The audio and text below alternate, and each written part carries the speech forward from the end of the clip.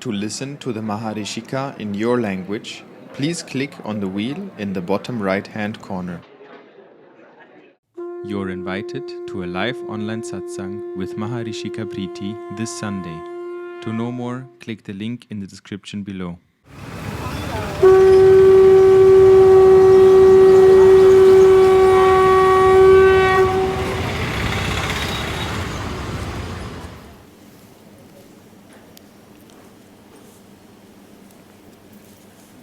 Was there a hand I saw? You? I'll come to him after that. Now I've already... You had also, right? Okay, I'll take you both afterwards. Sometimes I'm not able to see. I don't know, these lights. Especially with the darker skin, it's very difficult for me to see. The white skin is easier. And just raise your hands up really high, yes. Then I can see better, okay? I'll take you after him. Namaskar, yes. Yesterday you were talking about self-inquiry. And the way you described it in the case of someone who's taken it in a very mental, conceptual way and gets lost in some kind of maze of infinite regression. I feel that someone who has that approach didn't study or read or get proper guidance. My limited understanding of what Ramana meant by self-inquiry is quite different from that entirely. So I felt that self-inquiry should be properly represented and not mischaracterized. What's your question? So I wonder, what is your understanding of Ramana's self-inquiry? What was done actually with his teachings is what I call the cherry-picking process, mainly by the Westerners that came to India and picked out from his teachings things which appealed to them and left out what didn't appeal to them, and then created processes out of those picked teachings which they then cobbled together to form bodies of teaching of their own. For example, the who am I process, of course it has been given by him, but it has been given in a context. His disciples who were there, if you look at pictures of them, they were very, very much in devotion to him. They were surrendered to him. He was their guru. They came in the mornings, they met with him, they sat in silence with him, or they did seva in the ashram. This was not a practice which was devoid of any connection with the guru. What was done with his work was that, and this was done by the Westerners who cherry-pick everything which has nothing to do with surrender and bring it in a context where youngsters today, especially students of neo-advaitin gurus, are starting these processes, asking the question, who am I? And are going mad. I know because they come to me. I have to repair them after that. Not one, not two, not 10, not 20, but hundreds over the years. So the processes of self-inquiry are very important. They're powerful processes, but they have to be guided by a master. And if not with the direct guidance of a living master, then they emerge out of the processes of surrender, which is why I'm inviting to surrender at least to the soul if you can't surrender to a guru. You know what I mean? But surrender is the starting point for everything. That is why we have that, and it's not one or two, it's hundreds, thousands actually. And even in those cases where those gurus, itchy, scratchily speak about surrender, they're talking about surrender to the guru, which is not what the point is. The surrender to the guru is not something which is the end of the line. It is about surrender to the soul, to the master of the being. Surrender to the cosmic individualized. I mean, if you take the neti, there have been those who have said that one starts by saying, I'm not this, I'm not this, I'm not this. People go mad when they go into those processes without any experience of surrender, without a guide to guide them, without a teacher, nothing. I'm not this, I'm not that. And finally they are nothing, and they don't know anymore who they are, what they are, why they are here, and depression sets in hundreds of cases. So neti is not a technique. It's a realization that emerges and then evolves into a process. It is a murdering of what he has said, not just him, but many other masters too, because it's beautifully,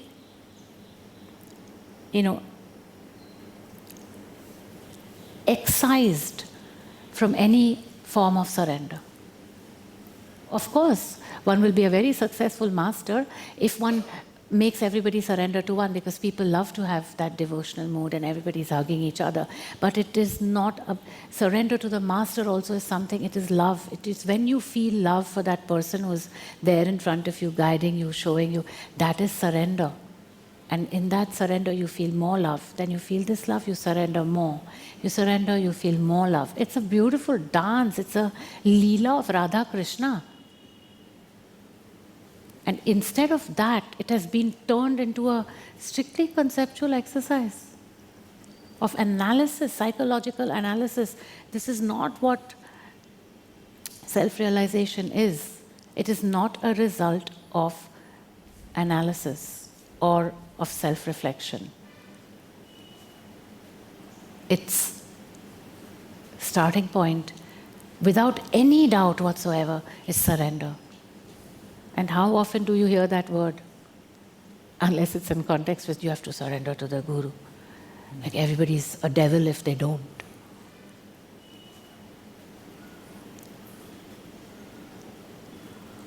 That process, it's very interesting. One of my students, she recently came to me, a young girl, and she said, Maya, I just had this strange feeling that I'm not this. And she's never heard of Neti. She doesn't even know what it is. She doesn't know what Advaita Vedanta is, and she probably doesn't even know who Ramana is. Maybe she knows, but very perfunctorily. And then she said, I'm just getting this feeling after a couple of years of sadhana, of surrendering to soul. I'm not all these things I thought I was. That is what Neti is. It emerges as a realization that you are none of these things. And yet, there is a solid identity that is in surrender. How will that happen if we take the processes backward, forward? What was that man's name who brought Ramana to the world, to the Western world? Paul Brunton. How much does he actually talk about surrender? And why did he leave finally? Why did he cut connections with Ramana? Why? I think there was some disagreement about book royalties or something. Yeah, who disagrees with their guru about book royalties? When have you heard of something like this here in the subcontinent? No surrender. No surrender. And it happened in Ramana's lifetime. One of the cherry pickers. And I know very little. I came to Tiruvannamalai because the impulse was clear, go there, you have to speak there, okay, I'll go there. Ooh, what is this place? I hadn't even read anything about Ramana at that point. I knew Ramana Maharshi, I grew up with Ramana Maharshi is one of the Indian gurus. Whenever you saw the photo, touch his feet and do an arti and that's it. No idea who he was, no idea. But that surrender is in the system. Where was it in Paul Brunton's system? Where? Having an argument with the Guru's organization about book rights. I mean, something is drastically wrong. Why? Cherry picking. Take the processes, don't take what holds the processes. I was having this discussion recently with my friend over there, and about how in the Oriental cultures this devotion and heartfulness is part of the culture, but it's perhaps lacking in our Western cultures. So there's a missing piece, important missing piece often. Andrew was saying that he was here yesterday, you saw him. No, I'm speaking about what Andrew says. He says that it is the postmodern human's need to individuate at a level which has been unknown till now. My thing is no. That is a cop-out. Instead of growing into a system like Guru-shishya Paramparaa and Guru-vada, which is happening in the West, whether the postmodern human likes it or not, that is an explanation for it which suits those few so-called sophisticates that reject it. But why is a guy like you able to bend down and actually open up to somebody who's saying something which often contradicts what you're saying, and to do it in humility? It's because you're learning surrender. Because if we are sitting here and conceptually creating pirouettes that please each other, then life goes on like that. You have not learned any surrender. And you will not know the self. Not possible. Like so many other men like yourself. To give in to that narrative is,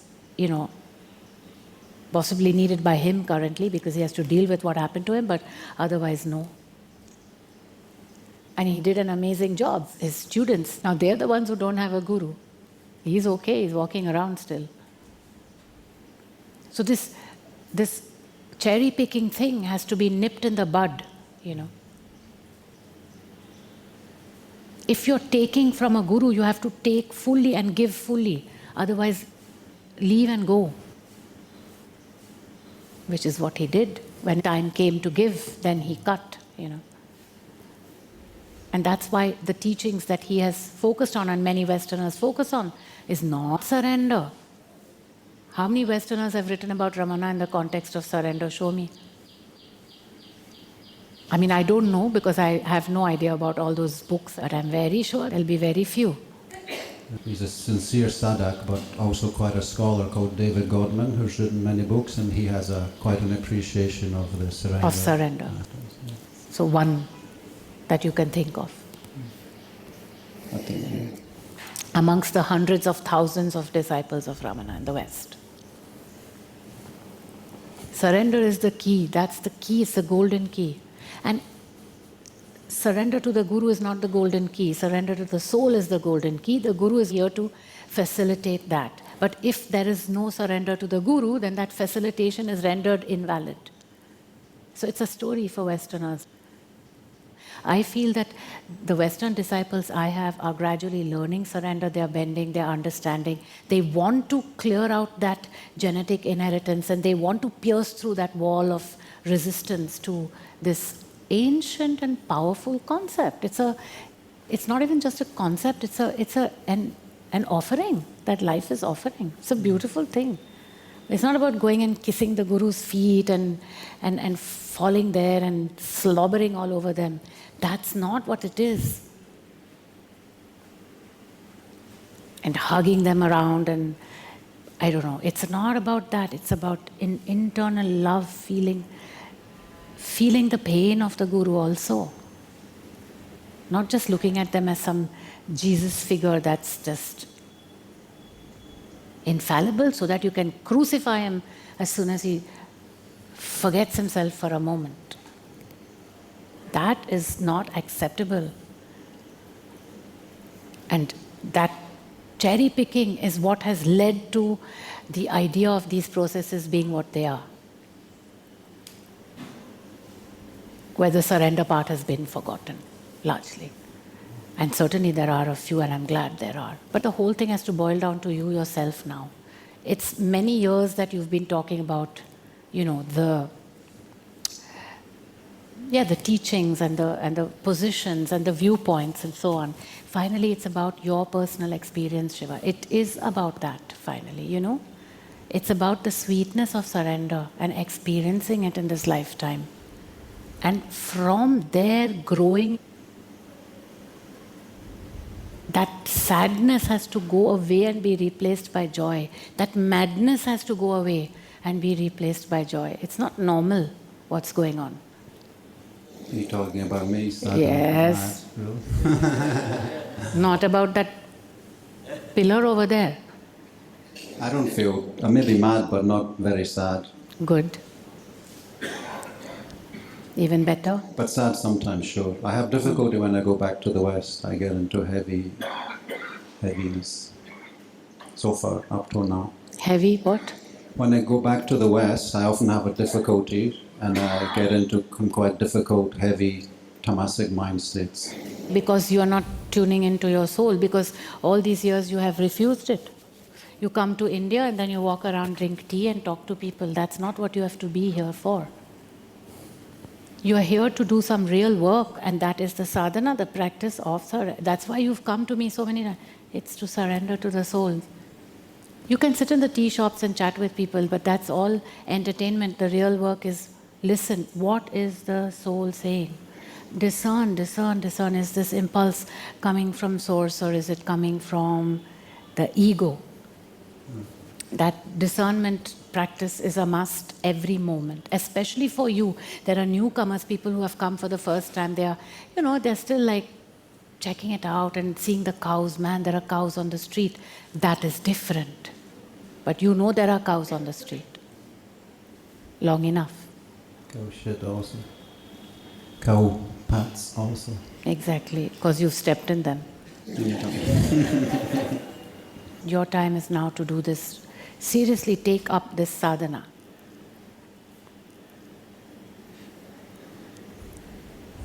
Bend down, bend down, bend down. Surrender, surrender. Tune in. Atman, Atman, Antaratman. Soul, soul, source, source. No, not this noise of the ego. Signal, signal, signal. This system is an instrument of the truth. And it's cool stuff. It's not uncool and weirdo thing to do. It is cool to be that way. Then you'll be a real man. Otherwise, you're not a real man. For sure not. That is when a male finds his maleness, when he's tuned into the source, or a female or a femaleness. Because the truth will show her how to be a real female and him to be a real male. You don't want to be that, that's your choice. But the time has come now. I don't feel it being entirely wasting my time all these years. I didn't say that. Did I say that? No. At all, ever. So then? You're suggesting that I said that. I don't. Or I implied it. I didn't. I don't spend too much time in chai shops, a little bit, but not so much like... Better than in toddy shops. In what? Better than in toddy shops. Talking shops. Toddy shops.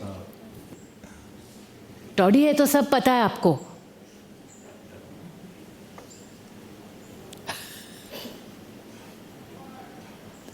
It's an Indian alcohol. North Indian alcohol. You be quiet. You don't talk about alcohol anymore. It's finished now. चाय P के आता हूँ. जाके P के आओ. चाय P के आना है. मितेश इनको चाय के लिए पैसा दे दो. एक बार सिर्फ, हाँ, 2 बार नहीं मिलने वाला इधर चाय के लिए पैसे. हाँ? 3 दिन तो है खाली 2 दिन. अच्छा चलो हर दिन एक चाय.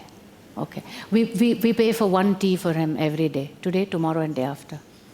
Done. Only 1 tea, yeah? Nothing else. Okay.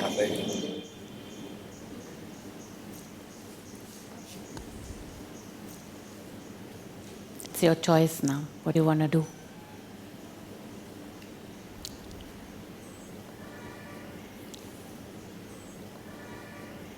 So if anyone has a question, I know there was some, no, that was this man here. Yes, behind you, Deshna. First him, then the lady behind him, and then Jonah.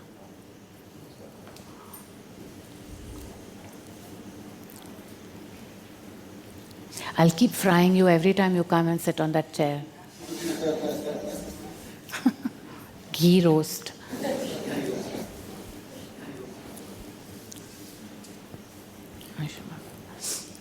Yes, what's your name? Bala Ganeshan. Bala Ganeshan.